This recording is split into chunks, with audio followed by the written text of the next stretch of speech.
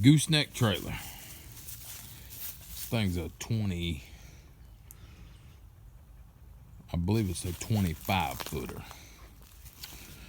I bought it on Facebook. It was in a fire and it had been burnt, and it burnt the wood off of it, yada yada yada yada. Got it pretty hot. The trick was nobody could move it, and it's too long and it's too wide for anybody on a rollback. I called 3 or 4 people and I told them I needed to go pick it up. Told them what it was, and they told me I was crazy. It was longer than the rollback. They wouldn't even attempt it. The axles was froze in it because it got so hot. It melted the seized the bearings basically in it. I went down there and tried to take the hubs off. I couldn't get the hubs off. The hub would not come off. I beat on it and beat on it and beat on it. Had the bolt off, or the center bolt off, and beat and beat and beat and beat and beat on it, and it would not come off. So what I did, I had this hay dolly. Y'all know what a hay dolly is? The hay dolly right there, you can see right there where the tire's been burnt and it won't move. I took that bolt off and just beat it on the rim for days. It won't come off. So I took this hay dolly, see it there, and it's here. That cradles a bale of hay. You can see the kind of the horseshoe shape here. It's supposed to have a tongue on that side down there. You see where, right there where it mounts up. So what I did, I picked the back of this thing up and I slid the bar right up underneath that. Well, I got a big old Miller welder on my truck. See right there, I welded it. Tacked it in place there, and I tacked it over there. And I tacked it over here too. So I took off. I had that thing under there. I had it come back over here. Caught the angle iron. It was holding it up. You can see it there. It's holding it up off the ground. It's holding it up off the ground here. I was like, oh yeah, I got this. Well, you figure from here to that gooseneck way up there, it's about 35 feet. I pulled out on the 2-lane highway, and when I did, I just turned and went on. Well, when I did that, I'm in that Dodge there pulling it. Well, Dodge, you got like a 13-foot flatbed on it.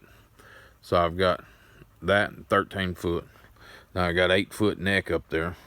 Then I got 20 foot of deck here. And then I've got another 5 foot of dovetail back here. So I've got 20 and 8. It's 28. And then I've got the truck's 13. It's 28 and 13 is 31, 41 plus the cab. Probably another 8 foot or so. I'm right at 50 foot. I pull out of a residential road and try to make a right. Well, when I did, I hit a chuck hole on this wheel right here, which I only had it spot welded there, here, and over there. When I did it, drove this tire back. You see it sitting in there crooked. This side's got a big gap on it. This side don't have any. I drove the whole thing here. Drove all that back. And when I did, it broke that weld. See where it broke that weld? That weld held. That weld held. Well, immediately, this tire blew. That was here. So I had to call and get another tire brought to me. Well, when I did, now I got to compensate for this thing being over. I tried to pull it back, would have come along. Then I welded it there the second time. I tried to compensate. I had to compensate for this. Well, the only thing I could do was pick it up, get it up in the air to get it away from that tire, to get that tire to run underneath that I-beam. The only way I could do it. I'm sitting on the side of the road at this point, no equipment, no nothing. So I got an old an old bumper jack. I jack it up. I started looking in the back of that truck trying to find something so I can weld in there. Well, all I could find was a brake shoe. So I slid that brake shoe in there and welded it down there on the bottom and welded it up here across there. And that held it up. Well, when I hit that chuck hole the first time, see, that back of that thing was sitting right there.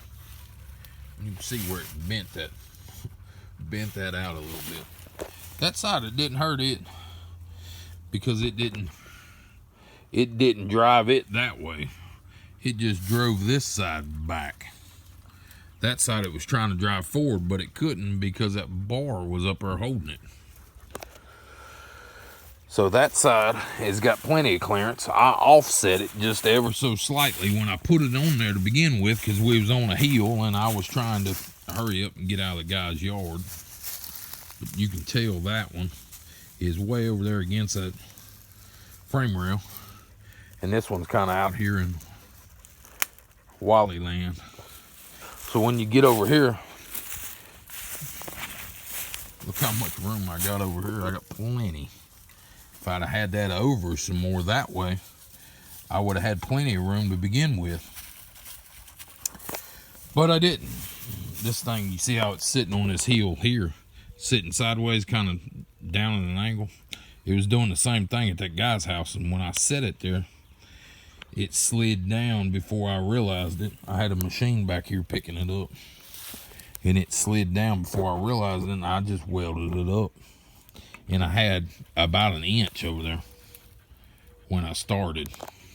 Had about an inch clearance over there on that side. But I got it here, and I reworked this front axle. The back axle's bent on it, but the front axle's good. So I reworked that axle, and I got the front axle turning in it. So I need to cut my hay dolly back out of the back of it and get it out from under it. But I just haven't had time to do it. And this axle, there's the one with the nut off. And the nut's all the way off, and it won't come off. You can do whatever you want. Now this front one, the way I got it off, I took my cutting torch. Let's see if I can get you a video here. Took my cutting torch and cut the backing plate out. And when I cut the backing plate out, then I took my cutting torch and went right in beside the spindle and just cut that front bearing out with my cutting torch. Split it in 3 or 4 places and brought it out in little pieces. Stuck the cutting torch in the back and busted that back bearing too. Once I got that front bearing out of the way, I was able to slide the hub off of the bearings itself. And then I put new bearings in and put it back together. But I do not have brakes on that front axle, which isn't a big deal. You only need brakes on one axle, really. I mean, it's nice to have them on every axle you got, but 90% of trailers only have them on one axle. So I only need it really on one axle. Fact of the matter is, most of my trailers don't have any brakes on them. But I brought it home. I sanded all of it, painted all of it, got it all ready, got the wiring in it, ran new wiring all the way to the back, got all the lights and all that stuff for it.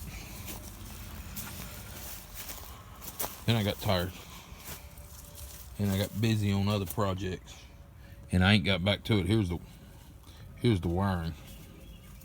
Here's the wiring. There's the wiring.